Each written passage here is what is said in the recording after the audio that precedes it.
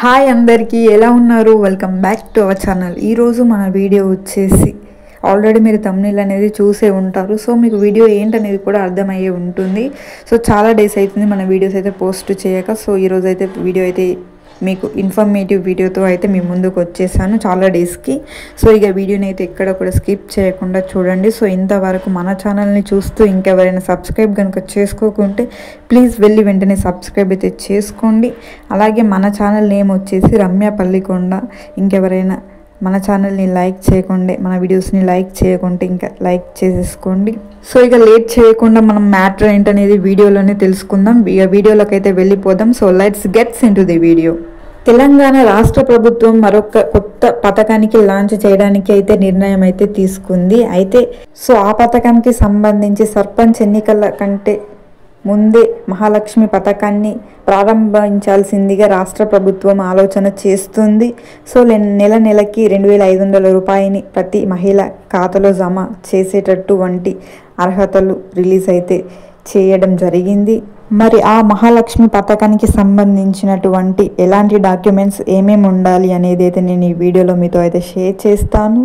అలాగే ఇక్కడ చాలా మందికి ఉన్న డౌట్ ఏంటంటే, ఇది ఒక డౌట్ అందరికీ చాలా తిరిగిపోతుంది. సో ఇదేంటంటే పోస్ట్ ఆఫీస్లో అకౌంట్ ఉంటేనే 2,500 రూపాయలు జమ అవుతాయి అని చెప్తున్నారు. సో ఇదంతా మరి నిజమా అబద్ధమా? సో ఇది ఎంతవరకు కరెక్ట్ అనేది అయితే నేను ఈ వీడియోలో చివరి వరకు అయితే నేను చెప్తాను. సో ఈ వీడియోని అయితే చివరి వరకు అయితే చూడండి. సో మంచి ఇన్ఫర్మేషన్ అయితే మీకు అందిస్తాను. ప్రతి విలేజ్లోని మహిళలు పోస్ట్ ఆఫీస్లో అకౌంట్ లేదు మాకు అంటూ చాలామంది పోస్ట్ ఆఫీస్ ముందు లైన్స్ అయితే క్యూస్ అయితే వేస్తున్నారు. సో మరి ఇదంతా ట్రోలా లేదంటే రియలా అనేది మనకి ఈ వీడియోలో క్లారిటీ అయితే ఇచ్చేస్తాను. సో నిజమైతే మీరు కూడా వెళ్ళి మీకు లేకుంటే తీసుకోండి. సో ఫేక్ అయితే సో స్టాప్ అయితే చేసేయండి. సో ఇక్కడ పోస్ట్ ఆఫీస్లో అకౌంట్ ఉండాలని రూల్ అయితే ఏం లేదంట. సో అక్కడ నుంచి ఏం మనకి రూల్ అయితే ఇవ్వలేదు అని మనకి క్లారిటీ ఇచ్చేసారు. సో మీరు పోస్ట్ ఆఫీస్ చుట్టూ అయితే మీరు తిరగాల్సిన అవసరం అయితే లేదు. సో ఇక్కడ మనం ఇంకా తెలుసుకుందాం. సో ఇక్కడ మరి మనకి తెలంగాణ రాష్ట్రంలో 6 గ్యారెంటీలను ఇచ్చినటువంటి తెలంగాణ రాష్ట్ర ప్రభుత్వం 6 గ్యారెంటీల్లో ఒకటి అయినటువంటి మహాలక్ష్మి పథకం. సో ఈ మహాలక్ష్మి పథకం అనేది 6 గ్యారెంటీలలో ఒకటి. సో మనకి ఇక్కడ గ్యాస్కి సంబంధించి పథకం కూడా ఇచ్చారు. 500 రూపాయలకే సిలిండర్ని అర్హులైన వారికి అయితే ఇచ్చేశారు. సో అది కూడా మనకి 6 గ్యారెంటీలలో అది కూడా మనకి ఒకటి. సో అది కూడా నెరవేర్చేశారు. సో అలాగే ఇప్పుడు మనకి అర్హులైన మహిళలకు ఉచిత బస్ను కల్పిస్తామని చెప్పారు. సో అది కూడా నెరవేర్చడం జరిగింది.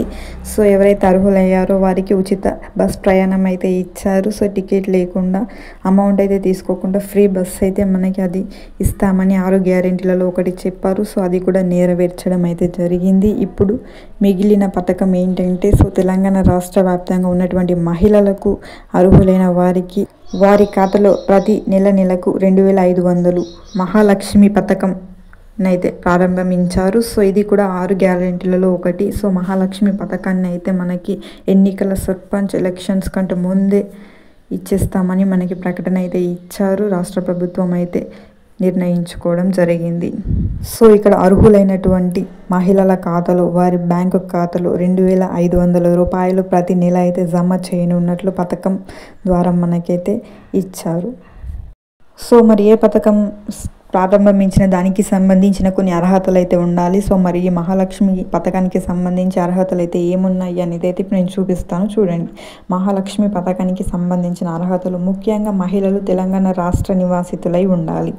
సో ఎవరైతే మహాలక్ష్మి పథకానికి అప్లై చేసుకోబోతున్నారో సో వారందరూ అయితే ఈ రాష్ట్రానికి సంబంధించిన వాళ్ళు అయితే ఉండాలి. నెక్స్ట్ ఇక్కడ రేషన్ కార్డు కలిగిన వారు మాత్రమే అర్హులు. సో ఎవరికైతే రేషన్ కార్డు ఉంటుందో సో వారు మాత్రమే ఈ పథకానికైతే అర్హులు.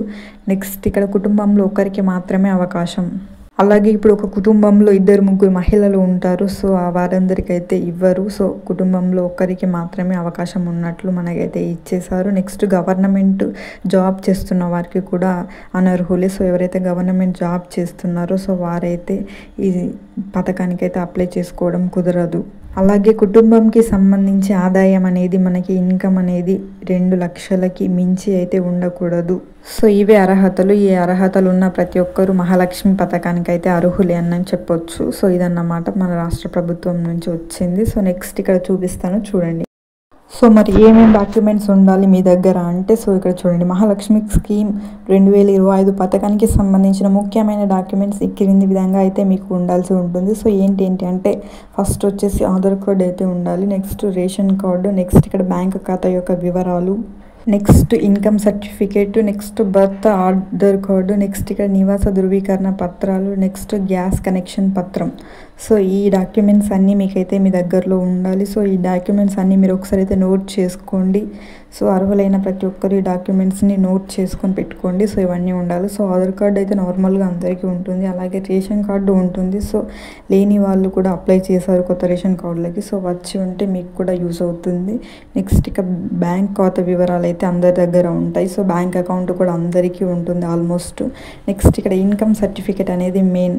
సో కొంతమందికి ఇన్కమ్ సర్టిఫికేట్ అయితే ఉండదు. సో లేకుంటే మీరు త్వరలో వెళ్ళి తొందరగా మీ సేవలో అయితే అప్లికేషన్ పెట్టుకోండి ఇన్కమ్ సర్టిఫికేట్కి. సో 1 వీక్లో ఇన్కమ్ సర్టిఫికేట్ అయితే మీకు వస్తుంది. నెక్స్ట్ ఇక్కడ మీ మ్యారేజ్ అయితే మీకు హస్బెండ్ యొక్క ఆధార్ కార్డు కూడా అవసరమే. నెక్స్ట్ ఇక్కడ మీకు నివాస ధృవీకరణ పత్రాలు కూడా అవసరమే, అలాగే ఇక్కడ గ్యాస్ కనెక్షన్ యొక్క పత్రం కూడా అవసరమే. సో ఇలాంటి ఈ డాక్యుమెంట్స్ అన్నీ మీరు దగ్గరలో అయితే ఉంచుకోండి. సో మీరు ఈ మహాలక్ష్మి పథకానికి సంబంధించి ఎవరెవరు అర్హులు, సో వాళ్ళందరూ అయితే డాక్యుమెంట్స్ అయితే కంపల్సరీ ఉండాలి, లేకున్నా ఉండేటట్టు అయితే చూసుకోండి. సో ఇందులో మీకు ఏది లేకున్నా వెంటనే మీరు తీసుకోవడానికైతే ప్రయత్నం అయితే చేయండి. సో ఇదన్నమాట.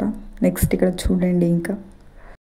సో ఇక్కడ అర్హులైన ప్రతి ఒక్కరు అప్లికేషన్ అయితే చేసుకోండి. సో అప్లై అయితే చేసి పెట్టేసుకోండి. సో వస్తుంది, ఎలక్షన్స్ ఎన్నికల కంటే ముందే వస్తుంది. సో ఇక్కడ తెలంగాణ రాష్ట్ర వ్యాప్తంగా ఉన్నటువంటి మహిళలు అర్హులైన వారు మహాలక్ష్మి పథకానికి సంబంధించి అప్లికేషన్ ప్రజాపాలన కార్యాలయ ద్వారా అప్లికేషన్ చేసుకోవచ్చు. సో ఇది ఈరోజు మన వీడియో నచ్చితే షేర్ చేయండి, లైక్ చేయండి. Thank you.